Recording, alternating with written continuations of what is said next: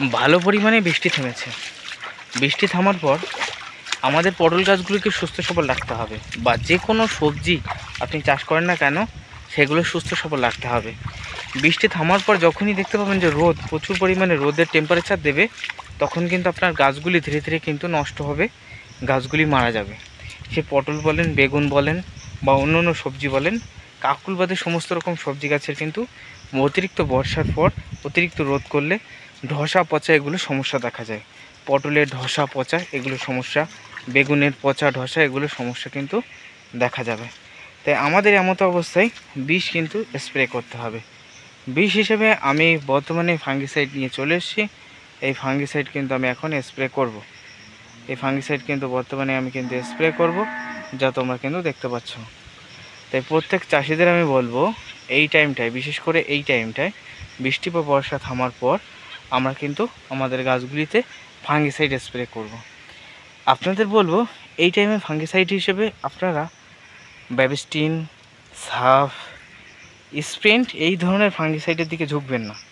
এই সমস্ত ফাঙ্গিসাইডে রয়েছে কার্বনডাজিম প্লাস ম্যাঙ্কোজেম, যা আপনার গাছের গতিটাকে বা গ্রোথটাকে বাড়িয়ে দেবে। এমনকি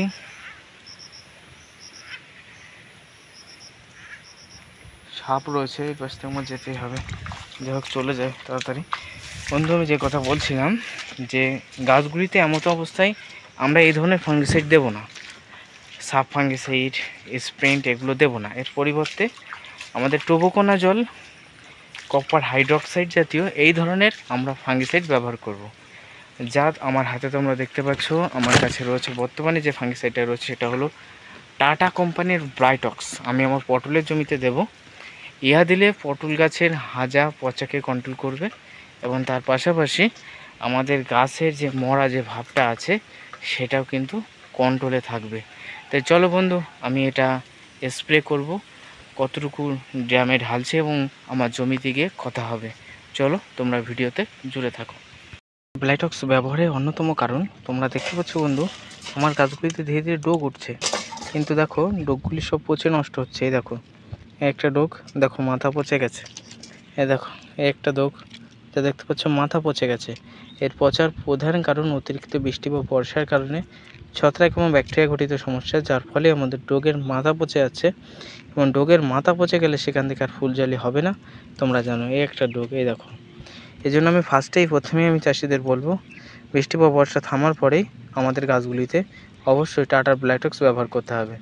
এবং অনেক আরও অন্য কারণে কিন্তু গাছের পাতার ডোগ কিন্তু নষ্ট হতে পারে, সেটা লেদা পোকার কারণে নষ্ট হতে পারে।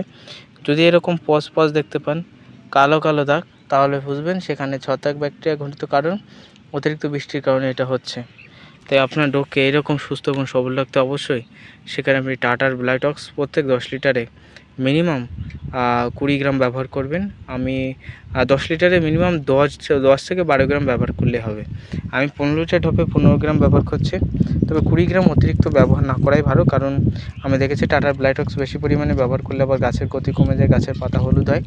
তাই 10 লিটারে আমি মিনিমাম 10 থেকে 12 গ্রাম রিকমেন্ড করব, আর 15 লিটার ঢপে আমি 15 গ্রাম ব্যবহার করেছি। ঠিক আছে, আপনাকে আমি রিকমেন্ড করব এই পরিমাণে, কম পরিমাণে অবশ্যই 2 দিন 3 দিন ধরে দিন। আর দেখো পটল রয়েছে গাছে, কিন্তু সেই পটল কিন্তু পচ ধরতে পারে, দেখো পটল রয়েছে পচ ধরতে পারে, এবং সেজন্য কিন্তু আমি টাটার ব্লাইটক্স এখন বর্তমানে এই যে স্প্রে মেশিন দেখতে পাচ্ছি, এই স্প্রে মেশিনের সাহায্যে স্প্রে করে দিলাম। জমিতে হালকা পাতলা যদি জলও একটু জমে থাকে, সেটাও দেখো হালকা পাতলা কিন্তু জলও জমে রয়েছে, হালকা জলও জমে আছে, সেটাও কিন্তু এই টাটার ব্লাইটক্স গাছকে শক্ত রাখবে, গাছকে মরতে দেবে না, এমনকি গাছের কোষগুলিকে সংকোচন করে গাছের সমস্ত রকম রোগ থেকে বর্ষাকালীন ক্ষেত্রে কাজ করবে। বহুদিনের পুরনো বিষ আপনারা ব্যবহার করুন, কাজ পেয়ে যাবেন। আজকের ভিডিওতে এই পর্যন্ত শেষ করলাম। ভিডিও ভালো লাগলে প্রত্যেকে লাইক কমেন্ট শেয়ার করবে, আর অবশ্যই ভিডিওটা বেশি বেশি শেয়ার করে অন্যান্য চাষির কাছে ছড়িয়ে দেওয়ার চেষ্টা করবে। যেহেতু আমি স্নান করবো, খাওয়া দাওয়া করবো, ভিডিও বেশি লং করলাম না, আজকের ভিডিও এখানেই শেষ করছি। প্রত্যেকে ভালো থাকবেন, সুস্থ থাকবেন।